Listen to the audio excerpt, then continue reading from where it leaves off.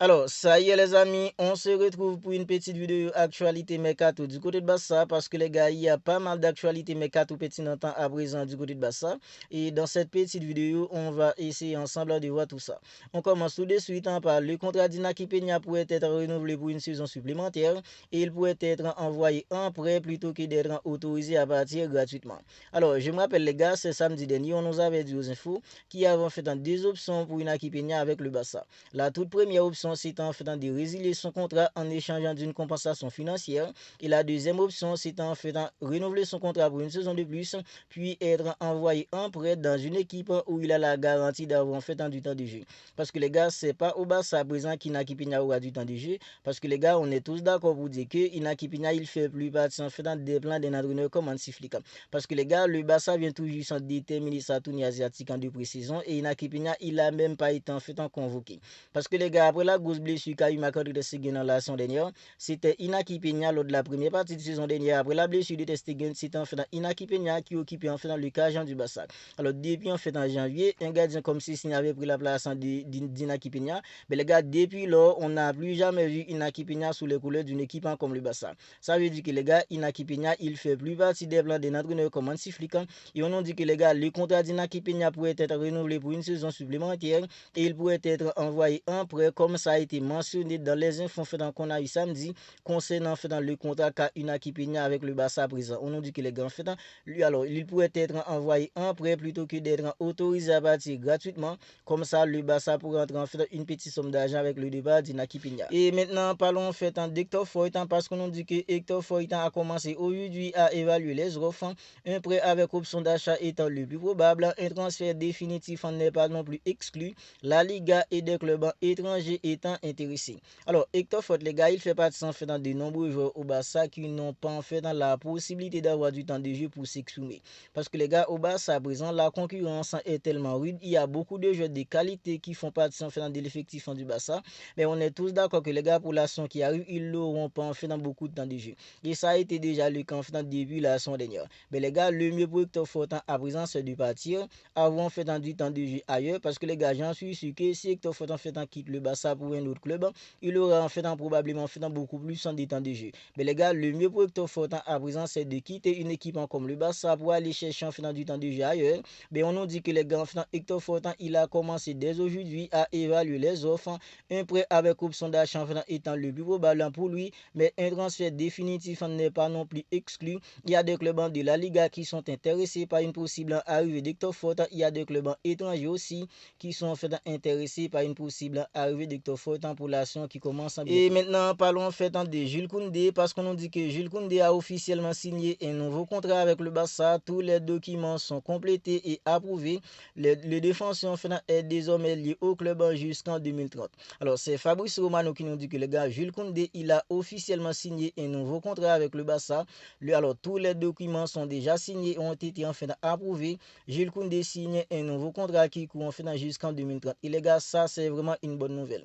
C'est vraiment une excellente nouvelle parce que les gars, à présent, Jules Koundé, il fait partie des joueurs en fait en plus qu'important pour le Barça.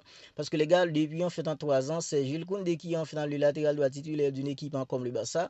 Même s'il était arrivé au Barça en tant que défenseur, mais les gars, en fait, depuis en fait en sa toute première saison, un entraîneur comme Xavi Hernandez avait pris en fait la décision de le convertir en tant que latéral droit et les gars, en fait, pour ces 3 saisons, Jules Koundé, il n'y a pas beaucoup de choses en fait qu'on puisse lui reprocher.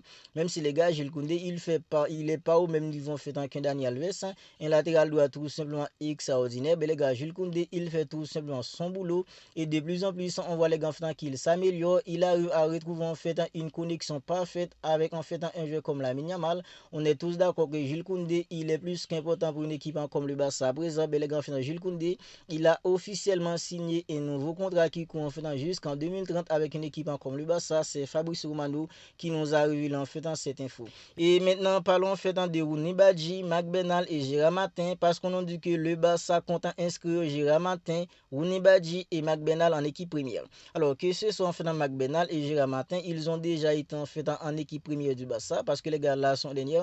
On a déjà vu en fait Gérard Martin avec une équipe comme le Barça et même Marc Bernal, même si les gars Marc Bernal il avait subi en fait une grosse blessure lors de la première partie de saison dernière. Et je pense que les gars, si c'était pas en fait dans cette grosse blessure qu'avait subi un jeu comme Marc Bernal, son statut au Barça à présent serait différent les gars. Parce que McBenal, lorsqu'il avait commencé la saison dernière, les gars, il était tout simplement extraordinaire. McBenal, devant de la défense, il était tout simplement phénoménal. Même un joueur faisant comme Macasado était obligé d'aller au banc pour McBenal parce que son niveau a été tout simplement phénoménal. Mais les gars, malheureusement pour lui, il avait subi une grosse blessure. Ça a fait que les gars, McBenal, il a été absent pour tout le reste de la saison. Gérard Martin, lui aussi, les gars, il a joué pas mal de matchs avec une équipe comme le Barça la saison dernière. Lorsque Alejandro Balde était absent, les gars, lors de la série face à une équipe comme l'Inter Milan, demi-finale de la Ligue des Champions, c'était en finale Gérard Martin. Alors, on nous dit que les gars, en finale, le Barça compte inscrire des joueurs comme Gérard Martin. Rooney Badi qui vient toujours s'en diriger dans une équipe comme le Barça, lui aussi, les gars, il a du talent. Et je pense que les gars, c'est le remplaçant en fait parfait pour faire essouffler la Yamal dans des petits matchs en fait sans enjeu. Je pense que les gars, c'est extrêmement important que le Barça compte maintenant d'inscrire en fait dans des jeux comme Gérard Martin, Rooney Badi et McBenal parce que ces trois joueurs, ce sont les trois. Alors, ce sont des joueurs les gars qui peuvent tout simplement faire essouffler des joueurs comme en fait Alejandro Balde, Gérard Martin, il est là pour faire essouffler en fait Alejandro Balde. Des joueurs comme Rooney Badi, il est là pour faire essouffler la Yamal. Alors, McBenal les gars, j'en suis sûr que s'il arrive à retrouver en fait son vrai niveau, les niveaux qu'il avait lors de la première partie de saison dernière, j'en suis sûr que McBenal les gars, lui aussi, il aura en fait du temps de jeu s'il arrive à retrouver son vrai niveau, les niveaux en fait qu'il avait lors du début en fait de la saison dernière. Alors maintenant parlons en fait de Marc-André ter Stegen les gars. Oui, Marc-André ter Stegen, le soi-disant capitaine numéro 1 du Barça. Alors, je vois beaucoup de gens dire que oui, Marc-André ter Stegen, il allait en fait pas signer son rapport médical, il allait en fait pas donner son rapport médical au club pour envoyer tout ça à la Liga. Ok les gars, c'est dans son droit, il est légal de ne pas signer, il est légal en fait de ne pas donner son rapport médical au club. Mais les gars, est-ce que vous croyez vraiment c'est pour des raisons d'intimité qui fait que Marc-André ter Stegen, il refuse de signer son rapport? Est-ce que vous croyez vraiment que c'est pour des raisons en fait d'intimité? Oui, c'est dans son droit, c'est légal en fait de faire tout ça. Est-ce que vous croyez vraiment que c'est pour des raisons comme ça que Marc-André ter Stegen, il refuse en fait de donner son rapport médical pour envoyer tout ça à la Liga? Ben non les gars, il refuse de faire tout ça parce qu'il sait pertinemment qu'avec la venue de Juan Garcia, Hansi Flick et Deco lui avait déjà fait savoir que avec la venue de Juan Garcia, il fait plus partie des plans de gardien de but en numéro 1 du club. Il est plus le gardien numéro 1 du club, c'est plutôt en fait Juan Garcia et c'est le deuxième gardien parce qu'il sait très bien que le club en fait voulait se débarrasser de dès cet été, c'est lui qui avait refusé de partir. Voilà pourquoi les gars il fait tout ça. Et il sait très bien que s'il donne son rapport médical pour envoyer tout ça au club, à la Liga, pardon, parce qu'il sait que les gars, s'il est absent pour environ 4 mois, comme ça les gars, le club en pourra enregistrer en faisant des jeux comme Juan Garcia et Cesny avec 80% en faisant de son masse salariale. Parce qu'on nous avait dit que 80% de son masse salariale suffisant pour signer des gardiens en faisant comme Juan Garcia et Cesny à la Liga. Voilà pourquoi en faisant Marc-André ter Stegen, il fait tout ça. Voilà pourquoi il refuse tout simplement de signer son en faisant dossier médical, il refuse de donner son rapport médical au club pour envoyer tout ça à la Liga. Parce qu'il sait très bien qu'en faisant tout ça, ça va être beaucoup plus compliqué pour le club en fait d'enregistrer des gardiens comme Juan Garcia et des gardiens en fait comme Cesny. Est-ce que vous croyez que Marc-André ter Stegen il agit vraiment en tant que capitaine les gars? Est-ce que vous croyez vraiment que Marc-André ter Stegen il agit vraiment en tant qu'un vrai capitaine? Non, non, les gars, c'est tout simplement dégueulasse ce que fait Marc-André ter Stegen. Je ne dis pas qu'en fait, c'est pas dans son droit. Je ne dis pas qu'en fait, qu'il n'est pas légitime de faire tout ça. Oui, les gars, il est légitime, c'est dans son droit. D'ailleurs, on nous dit qu'en fait, il est légal. Le club sait qu'il est légal pour Marc-André ter Stegen de ne pas signer. Le club sait pertinemment qu'il est légal pour Marc-André ter Stegen de ne pas en fait, donner son rapport médical pour envoyer tout ça au club. Mais les gars, en tant que capitaine d'un club, tu sais pertinemment que le club traverse des moments compliqués économiquement parlant. Pourquoi tu fais tout ça? Alors, il fait tout ça pour mettre une équipe comme le Barça dans la merde. Voilà pourquoi les gars, en fait, Marc-André ter Stegen, il fait tout ça. Il déclare tout simplement la guerre au club parce que les gars, il sait pertinemment en faisant tout ça, il va empêcher l'inscription de Juan Garcia, il va aussi empêcher l'inscription d'un gardien comme Cesny. Voilà pourquoi en fait, il fait tout ça. Et on nous dit que le club en fait a ouvert une enquête en disciplinaire contre Marc-André ter Stegen qui pourrait conduire à une sanction interne. Le club en considère que le comportement du gardien est préjudiciable aux intérêts du club et des autres joueurs. Voilà les gars. Voilà pourquoi Marc-André ter Stegen il fait tout ça. Ok, c'est dans son droit de ne pas en faire signer, c'est dans son droit de ne pas donner son rapport médical pour envoyer tout ça à la Liga. Parce qu'on nous dit que les gars, la Liga n'acceptera aucun rapport qui ne porte pas la signature de Marc-André ter Stegen. Oui, les gars, il sait pertinemment, en fait, s'il ne signe pas, ça va être compliqué pour la Ligue en fait, d'accepter le rapport. Il sait s'il ne signe pas, la Liga ne va pas accepter le rapport. Voilà, en fait, ça va compliquer la chance d'une équipe comme le Barça pour signer un gardien en fait, comme Juan Gassa. Voilà pourquoi il fait tout ça. Voilà pourquoi il fait tout ça. Et moi, les gars, je vous dis que Marc-André Ter Stegen, il agit tout simplement pas en tant qu'un bon capitaine. Ok, le club, alors, quand tu étais au niveau, ok, tu étais là en train de donner du bon service au club, mais les gars, au cours des 5 dernières années, même si le Barça n'avait pas un effectif en fait en pléthorique, mais les gars, Marc-André Ter Stegen, il a été tout simplement en fait en clowness. Marc-André Ter Stegen, sur les 5 dernières années, ses performances n'ont pas été au niveau. Et à ce moment-là, les gars, nous, dans la commune du Bassin, on était là en train de plaigner les performances médiocres du Marc-André Ter Stegen. Mais les gars, le club n'a jamais agi en tant qu'un club qui voulait se débarrasser de Marc-André Ter Stegen.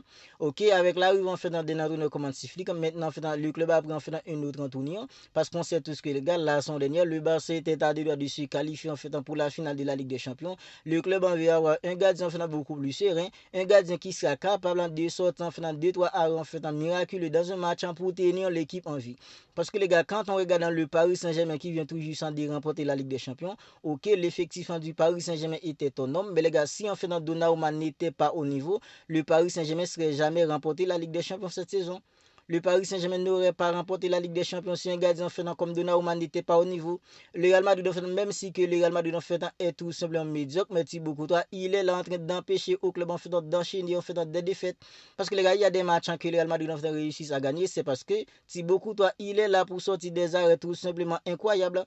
Ben, le Barça a besoin de gardiens qui peuvent faire tout ça à présent. Ben, les gars, on est tous d'accord que c'est pas marquant de Ter Stegen, parce que le niveau de Ter Stegen à présent ne lui permet tout simplement pas de sortir des arrêts incroyables pour tenir l'équipe en vie dans des matchs compliqués. Mais les gars, le Barça est allé chercher Juan Gassa. Mais les gars, puisque le Barça traverse une période compliquée économiquement, Ter Stegen, il sait pertinemment que s'il est absent pour environ 4 mois, comme ça, le club en pourra utiliser 80% de son masse salariale pour inscrire des gardiens comme Juan Gassa, qui sera probablement le gardien numéro 1 du Barça. Ben, Ter Stegen, il veut tout simplement pas donner son rapport médical pour que le Barça puisse envoyer tout ça à la Liga, ce qui permettra tout simplement à une équipe comme le Barça d'enregistrer des gardiens comme Juan Gassa et des gardiens comme Sisni.